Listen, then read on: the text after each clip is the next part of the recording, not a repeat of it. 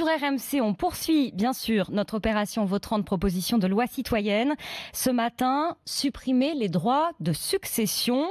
On ne travaille pas toute une vie pour que nos enfants s'endettent pour avoir un bien, peut-on lire par exemple dans vos contributions. Alors, notre système est-il exceptionnel? Vous avez regardé ce qui se fait ailleurs, Thomas Chupin.